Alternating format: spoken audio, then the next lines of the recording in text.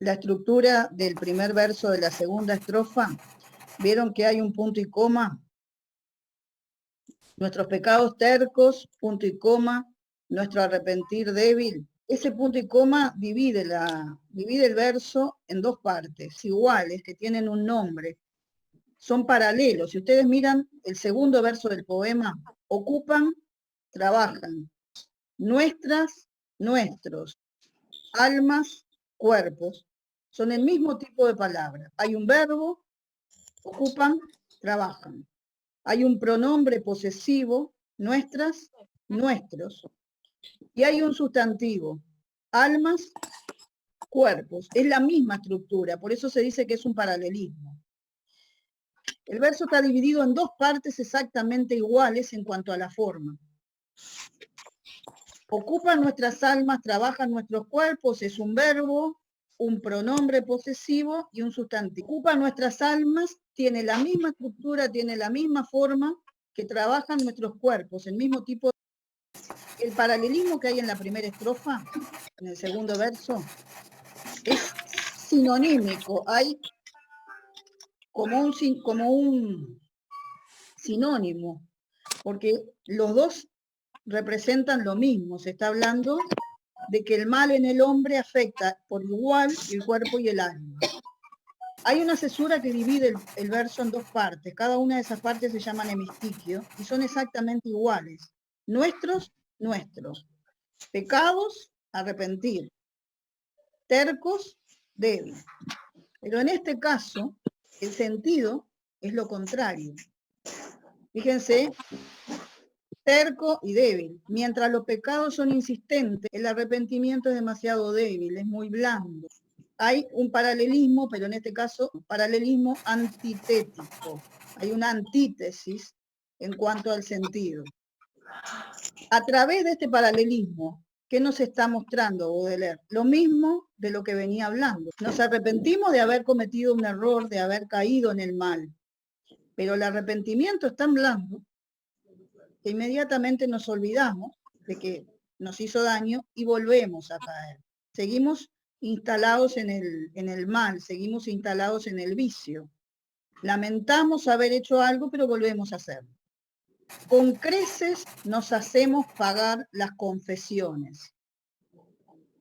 ¿Saben lo que significa con creces? Cuando ustedes piden, por ejemplo, un préstamo en un banco, piden 10 pesos y el banco les dice, bueno, yo te presto 10 pesos, pero ¿cuánto me tenés que devolver? 20. Es como 20, con por intereses. ejemplo, con intereses altos. Baudelaire Claro. dice lo mismo.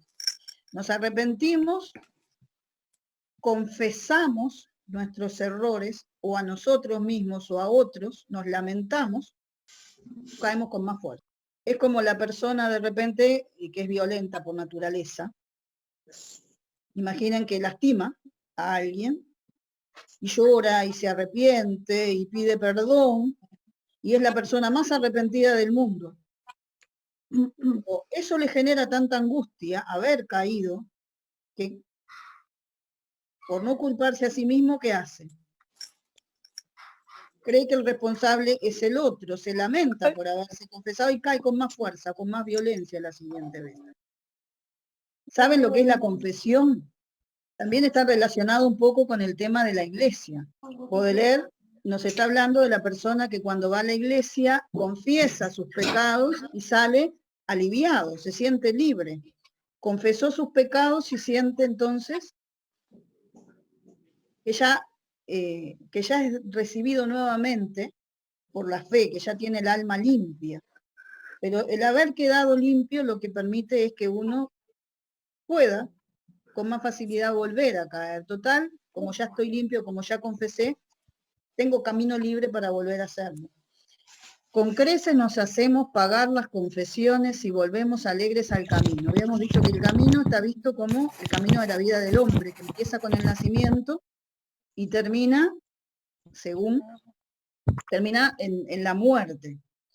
El hombre decide, a medida que va viviendo, va tomando decisiones en su vida y decide por dónde quiere ir y él mismo va haciendo el camino. Ese camino no está hecho. Porque hay Les decía que el camino que empieza con el nacimiento y termina con la muerte. Si uno toma las buenas decisiones, el camino que sigue es el camino recto, el camino que conduce a la salvación, el camino que conduce a Dios. Pero si uno se desvía, ese camino ya no es recto, ya uno puede terminar, como decía Dante, en una selva, en la selva que representa el pecado. Y Baudelaire nos está mostrando en este momento que el camino es fangoso. ¿Qué es el fango? Barro. Es el barro. ¿Qué sucede cuando nosotros vamos por un camino de barro? No solamente que es un camino sucio, sino que cuesta más avanzar porque uno se va hundiendo. Las pisadas se van metiendo en el barro y no vamos avanzando con rapidez. Además de lo que representa el fango, el color negro, el color oscuro, la suciedad. Baudelaire nos habla de camino fangoso para referirse al camino del pecado. ¿Y cómo andamos por ese camino? ¿Cómo circulamos por ese camino? ¿Qué nos dice Baudelaire? Volvemos de qué forma a ese camino.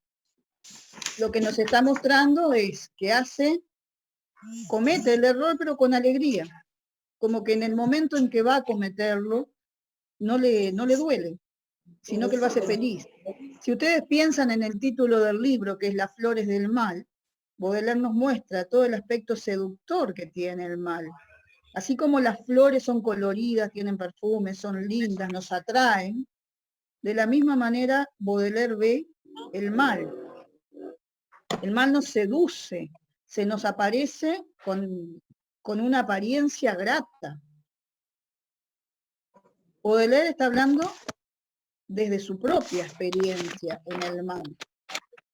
Baudelaire recorre los suburbios de París, pero no es simplemente un testigo de todo lo que está sucediendo, sino que es él mismo un protagonista.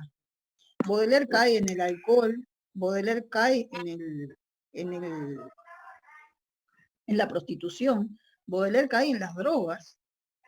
Y todas estas experiencias que nos están contando, que nos está contando, las generaliza. A través de él analiza al ser humano en general. Con qué facilidad uno cae en el camino equivocado, con qué facilidad uno cae en el mal. Volvemos alegres al camino fangoso, dice, creyendo nuestras manchas lavar con viles lloros. Uno piensa que después de equivocarse llorando, se arreglan los problemas, o que cuando uno quiera, sale de esa situación. ¿Qué son las manchas?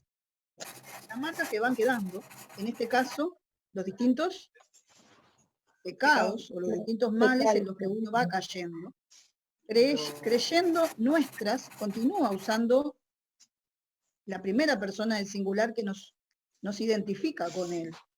No habla de él solamente, está hablando también de nosotros. Creyendo nuestras manchas lavar, que son viles lloros, bajos o vanos incluso también, inútiles.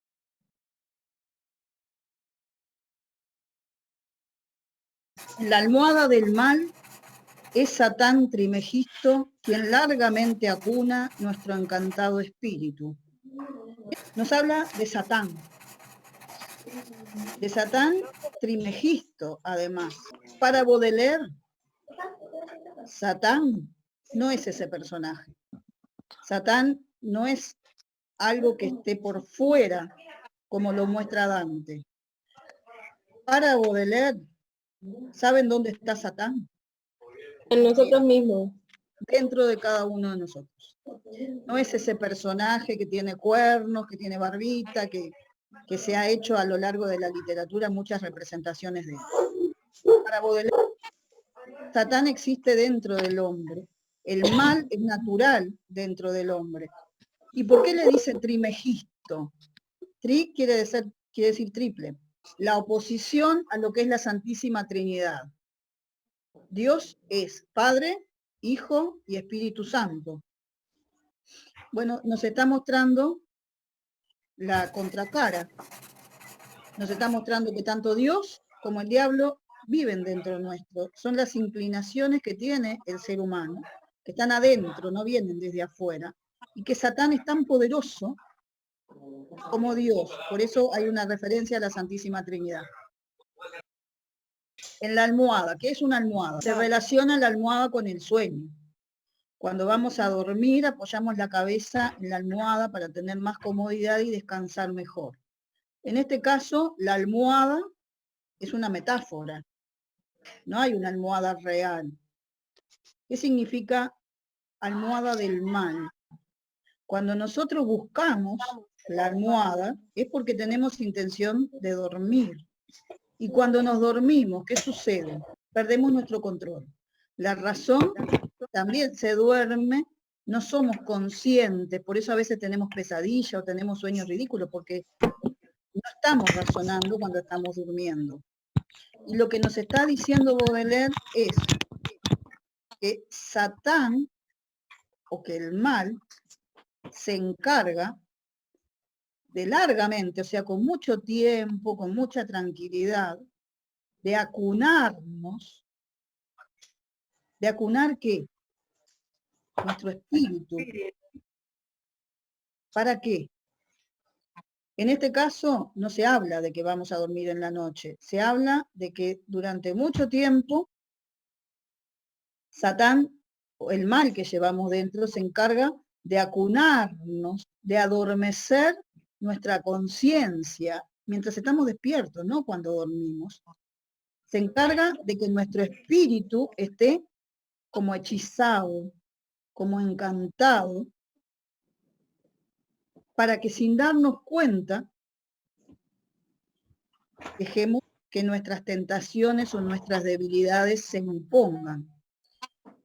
¿Por qué es tan fácil para nosotros dejarnos seducir para el mal cuando tiene tantas cosas que si nos ponemos a analizarlo son negativas y son perjudiciales?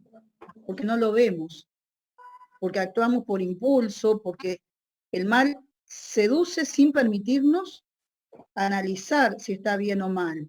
Estamos dominados, según Baudelaire, por Satán. Baudelaire lo que nos dice en otra frase es que el mal puede triunfar, o el diablo triunfa, cuando nos hace creer que no existe. Porque entonces estamos como despreocupados, como sin darnos cuenta, y es ahí donde él puede llevarnos por su camino. No tiene apuro. Lo que el diablo o el mal que reside en nosotros quiere es que perdamos el control, que perdamos la conciencia, porque entonces somos juguete, como va a decir después, juguetes del mal. El precioso metal de nuestra voluntad íntegro lo evapora este sabio alquimista, aquel que mediante la mezcla así de sustancias intenta, por ejemplo, transformar todos los metales en oro. Acá nos está hablando del precioso metal. El precioso metal, ¿cuál es? El oro, que en este caso Baudelaire nos está diciendo que el precioso metal no es el oro, hay una metáfora. ¿Cuál es el precioso metal? Que poseemos todos, la voluntad. Lo más importante que tiene el hombre para no caer en las redes del mal es la voluntad. Si uno quiere salir de un vicio, si uno quiere salir de una situación negativa, si quiere salir del mal, ¿puede? Sí.